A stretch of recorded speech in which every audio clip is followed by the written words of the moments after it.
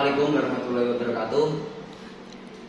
Ingkang kula hormati Bapak Kepala Sekolah SMA Negeri Mudun Bojonegoro, ingkang kinurmatan Bapak, Ibu guru saha karyawan karyawati ingkang kula hormati, lan para kanca-kanca ingkang kula tresnani sedaya. Sumangga kita sami ngaturaken puji syukur dumateng Gusti Allah ingkang sampun kersanipun paring kanugrah lan kesarasan sehingga kula lan panjenenganipun sedaya saged makempal wonten ing wanci menika.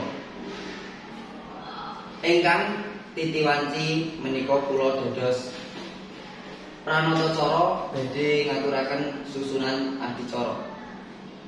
Ing dinten punika ingkang menika setunggal atur pembuka, kalih atur pengandika saking ketua panitia, 3 atur perpisahan saking kelas kalih welas, sekawan atur pengandikan saking kepala sekolah, gansal penutup adicara kaping setunggal ingkang menika pembuka.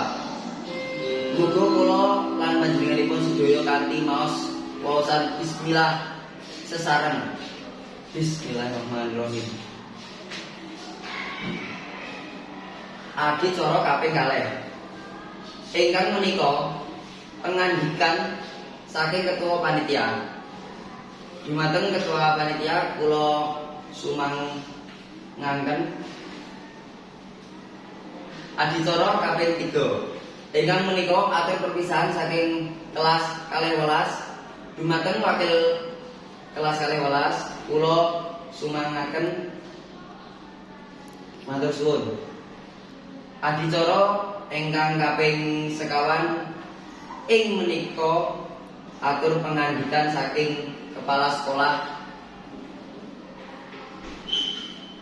Dumateng Bapak Kepala Sekolah kula sumangaken matur suwun. Adicara ing kang kaping 6 ingkang menika penutup. Monggo kita pungkas adicara ing siang menika kanthi waos hamdalah sesarang. Alhamdulillahirabbil alamin. Wassalamualaikum warahmatullahi wabarakatuh.